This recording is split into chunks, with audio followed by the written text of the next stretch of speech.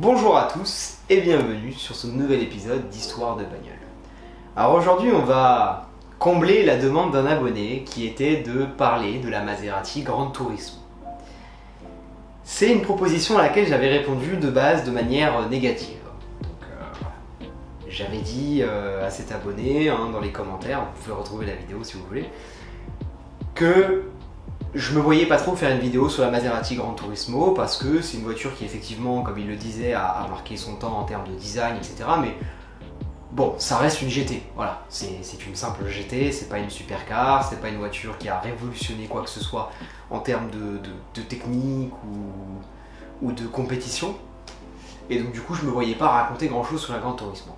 Et puis, je me suis rappelé quelque chose que j'avais légèrement oublié quand j'ai répondu à ce commentaire. C'est que la Gran Turismo a une lignée intéressante. Vous verrez. Et donc du coup, voilà, mon petit mea culpa. Désolé à cet abonné, et voilà la vidéo sur la Maserati Gran Turismo. Alors que Maserati proposait à la vente la Grand Sport depuis seulement quelques mois, un vent de renouveau va souffler sur la marque Maserati. Et c'est donc en 2007 que Maserati présente une voiture avec un tout nouveau design, la Gran Turismo.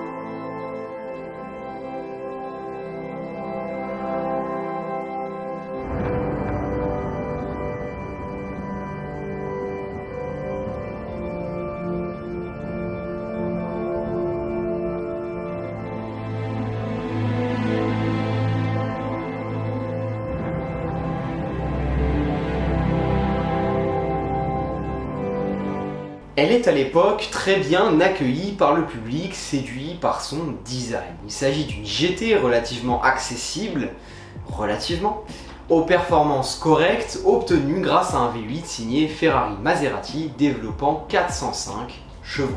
Là où Maserati va énormément se démarquer, c'est d'ailleurs sur la sonorité de ce V8. Et tout simplement, elle est exceptionnelle. Écoutez-moi ça.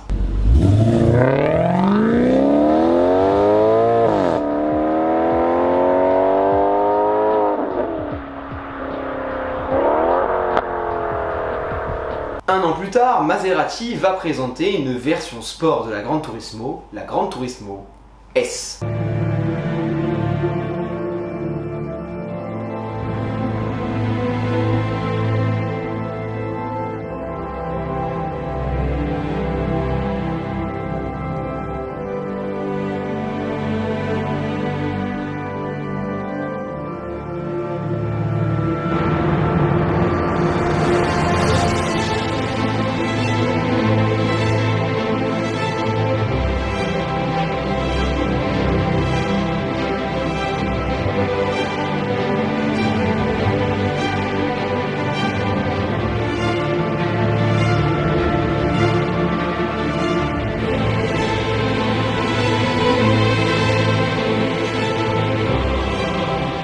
Il s'agit sensiblement de la même voiture, même si le moteur augmente en cylindrée et développera 35 chevaux de plus. Également, une nouvelle boîte de vitesse séquentielle sera proposée. De 2009 à 2012, quelques exemplaires ont cependant reçu la boîte automatique de la version de base. 2 ans après la sortie de la Gran Turismo, Maserati présente la version cabriolet, la Gran Cabrio.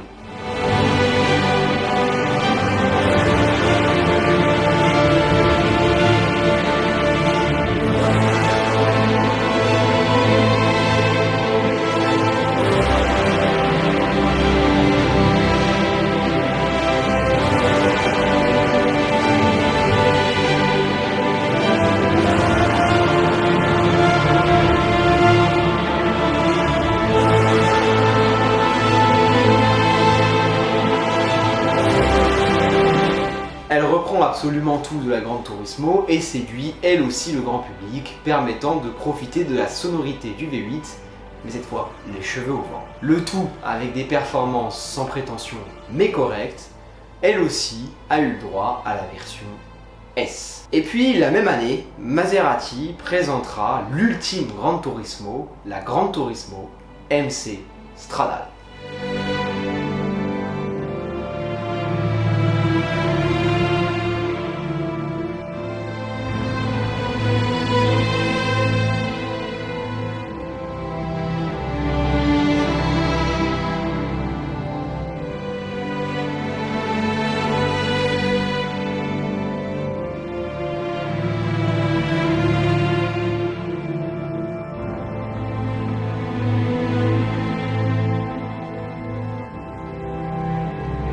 Elle reçoit bien évidemment des éléments encore plus sportifs, aussi bien au niveau du design que de la technique, et gagne 10 chevaux de plus que la Grand Sport S.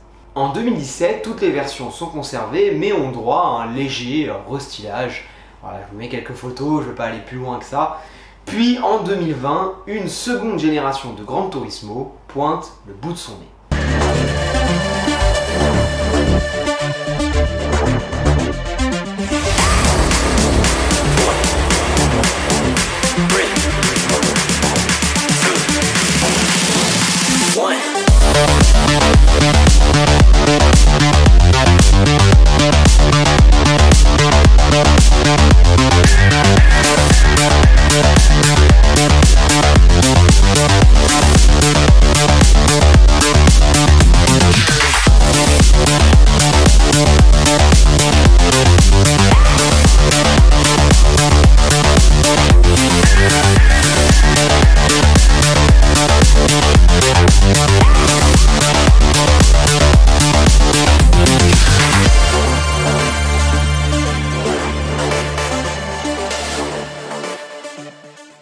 Alors personnellement, le design je le trouve un peu particulier, hein. Et puis en plus il y a une version 100% électrique.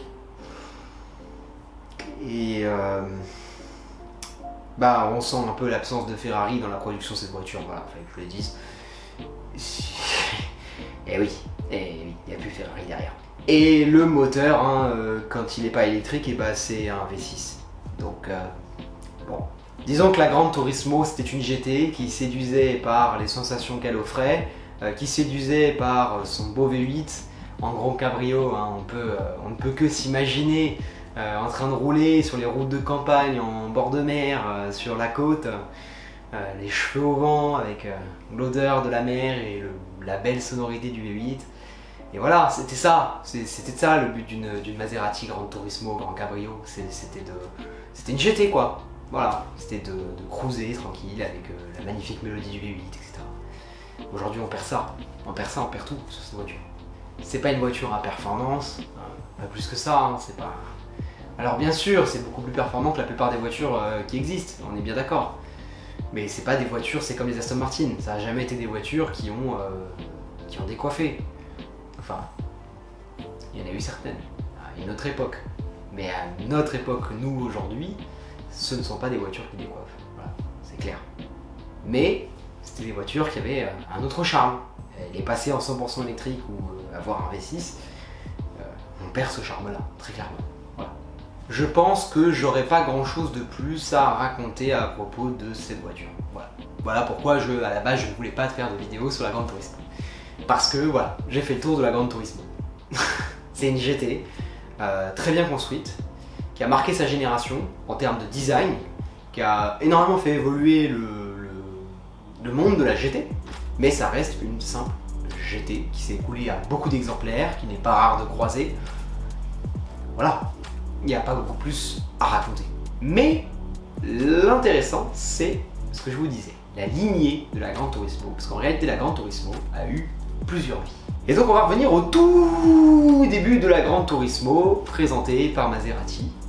Maserati, à cette époque, appartenait encore au groupe Fiat, qui avait sous le coude deux autres marques italiennes, Ferrari et Alfa Romeo. Ferrari, c'était les boss de la hiérarchie. Ensuite, il y avait Maserati, que Fiat présentait, a voulu faire de Maserati une entrée de gamme pour Ferrari. Donc, ils ont carrément fait fusionner à un moment donné Ferrari et Maserati. Donc les Maserati étaient vendus dans des concessions Ferrari. L'idée c'était d'attirer les clients dans le monde de la voiture de sport, etc. Bref, Maserati se voulait légèrement en dessous de Ferrari. Et puis encore en dessous, il y avait une autre marque, Alfa Romeo. Alfa Romeo qui faisait des petites sportives, des petites GT. Voilà, là on est vraiment sur de la sportive sans prétention. Mais Fiat avait envie qu'il y ait une voiture vitrine chez Alfa Romeo. Mais alors, comment faire? Comment avoir un coupé d'exception chez Alfa Romeo à moindre coût? Eh bien, tout simplement, on va redesigner un coupé qu'on a déjà, la Gran Turismo, pour obtenir l'Alfa Romeo 8C, présenté en 2006, en même temps que la Gran Turismo.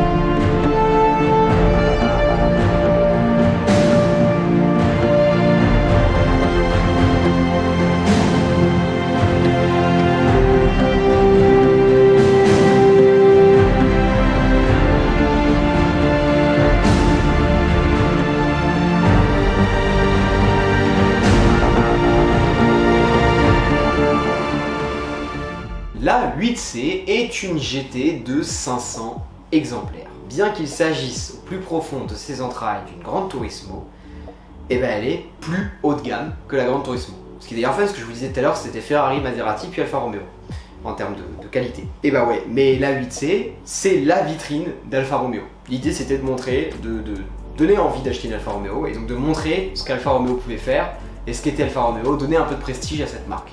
Et donc juste faire une voiture qui serait exceptionnelle. Puis son design est beaucoup plus étudié et osé. Et ça va en faire une voiture exceptionnellement désirée. En fait, elle reprend toutes les qualités de la Gran Turismo et y rajoute une pointe d'exotisme. Pour vous dire à quel point cette voiture est désirée, aujourd'hui elle est comparée avec des voitures qui valent 2 à 3 fois sa valeur. C'est n'importe quoi. C'est-à-dire que dans les événements, la 8C, c'est une voiture rare que tout le monde a envie d'avoir dans son événement, etc. La Gran Turismo, tout le monde s'en fout. La Gran Turismo, c'est la base d'un événement automobile. Tu fais pas un rasso, si tu fais des rassos automobiles, de voitures de sport, tu verras très facilement des Maserati Gran Turismo. Enfin voilà, ça fera jamais partie par exemple des événements de prestige. La 8C, on peut la retrouver dans beaucoup d'événements de prestige, à côté de voitures qui valent plusieurs millions. Et ça passe. C'est-à-dire qu'il n'y a personne qui va se dire mais qu'est-ce qu'elle fait là cette 8C? Non, c'est normal. C'est tellement rare que du coup, bah ouais. Et puis c'est magnifique, c'est objectivement magnifique. C'est vraiment beau, c'est étudié, c'est un autre niveau. C'est un autre niveau de design. En 2008, Alfa Romeo présentera une version Spider de la 8C.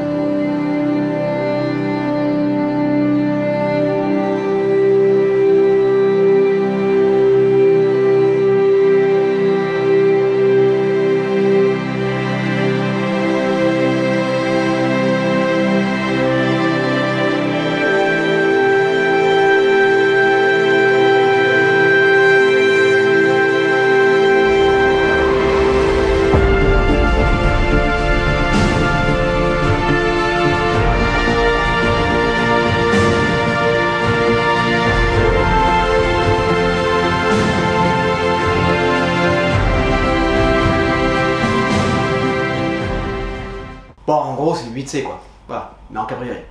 J'ai pas plus à dire. Il y a eu 500 exemplaires aussi, comme le coupé. Voilà. Bon, terminé. C'est très joli, j'aime beaucoup. Mais, ce qui n'était pas prévu, c'est l'arrivée dans l'équation d'un carrossier vieux comme le monde automobile, Touring. Et c'est Touring, en 2012, qui va présenter la Disco Volante.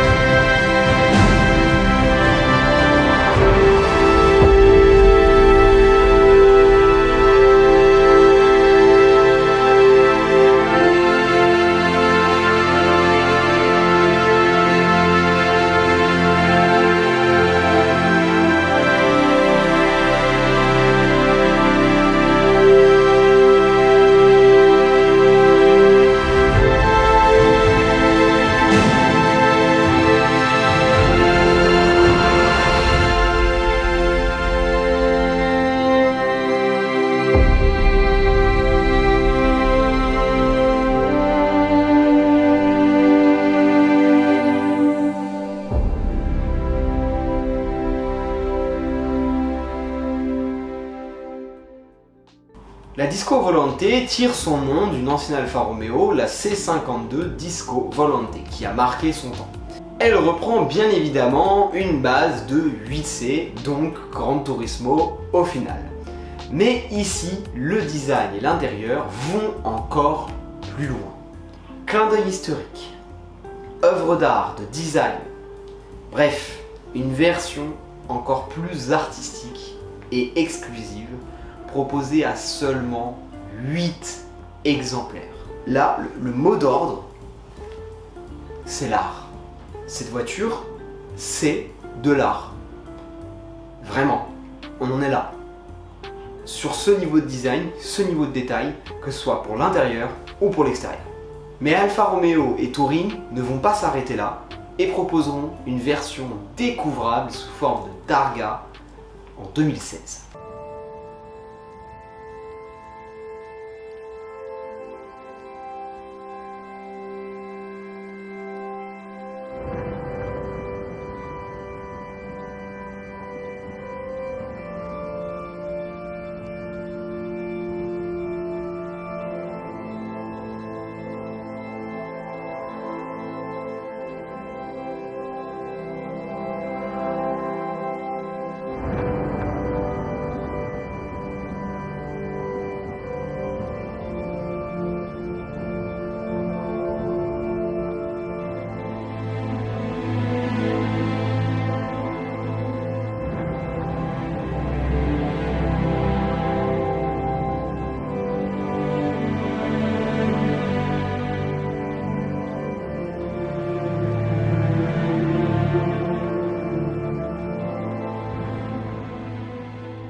Non mais sérieux, c'est pas magnifique? Moi, personnellement, je trouve ça magnifique, artistique, recherché, et de quoi donner en fait tout ce qu'il manquait à la Gran Turismo pour en faire une voiture bien au-delà d'une GT. Pour en faire une voiture exceptionnelle. Voilà, tout simplement. 7 exemplaires de la version cabriolet verront le jour. Et si on parlait prix maintenant? Un exemplaire de Gran Turismo, c'est facile à trouver. Hein. Donc, un exemplaire de 2007, donc les premières, très kilométré, ça va se vendre autour des 40 000 €. Pour un kilométrage correct, il va falloir compter plutôt 70 000 €. Les cotes ne sont pas beaucoup plus hautes pour les versions sport, les versions MC Stradale, les cabriolets. La cote va pas énormément changer. En fait, le kilométrage va avoir plus d'influence que la version. Voilà. Je remets ça comme ça. La phase 2, elle sera, elle, par contre, bien plus chère. Il faudra compter plutôt entre 90 et 125 000 € pour s'acheter une phase 2 en fonction du kilométrage, de l'année exacte, de la version, etc. Pour la nouvelle Gran Turismo, ça devient globalement du neuf. Hein. Voilà, c'est plus de l'occasion. Parce que bon, sortir en 2020, on est en 2023, donc le temps que les voitures soient livrées, etc., on est sur du neuf. Voilà, globalement, on est sur du neuf. Donc, eh ben, il vous faudra un minimum de 130 000 €. Pour une Alfa Romeo 8C, la cote va monter un peu, puisqu'on parle de près de 300 000 € pour une version cabriolet et d'environ 250 000 € pour un coupé. C'est pas si éloigné que la Gran Turismo neuve, hein, sauf que du coup on parle pas d'une voiture neuve. Mais quand même, voilà, à noter. Enfin, l'ultime version, la Disco Volante, eh ben, je n'ai tout simplement pas trouvé de vente. Et le prix n'a jamais été communiqué au grand public. Le prix neuf, ça n'a jamais été communiqué. Au vu de la rareté, du côté historique, de la beauté du modèle, je pense qu'on peut tabler sur quelque chose entre 800 000 et 1 million d'euros. Voilà, je pense qu'on est dans ces eaux-là. Ce n'est bien évidemment que mon avis, et ça ne veut pas dire que c'est une cote valable. C'est ce que je pense. Je pense qu'on est entre 800 000 et 1 million d'euros. Sur quoi je me base? Je me base sur une création de Zagato par exemple, donc, qui est lui aussi un très vieux carrossier comme Touring. Et on a eu par exemple la vente couche Zagato, des trucs comme ça. On est sur du 800 000 à 1 million d'euros, peut-être un peu plus d'1 million des fois. Mais ça dépend. Moi je pense que la Disco Volante irait dans ces eaux-là, serait considérée comme une concurrente directe de ces voitures-là. Donc voilà. En plus elle est même plus rare. En plus de ça. Même si Touring a une cote inférieure à celle de Zagato, du coup comme elle est plus rare, je pense vraiment qu'on serait dans ces eaux-là. Et bien voilà, j'espère que vous avez kiffé cette vidéo, surtout l'abonné à qui je l'avais refusé au départ. Et si c'est le cas, n'hésitez pas à vous abonner, laisser un petit pouce bleu, un petit commentaire. Salut!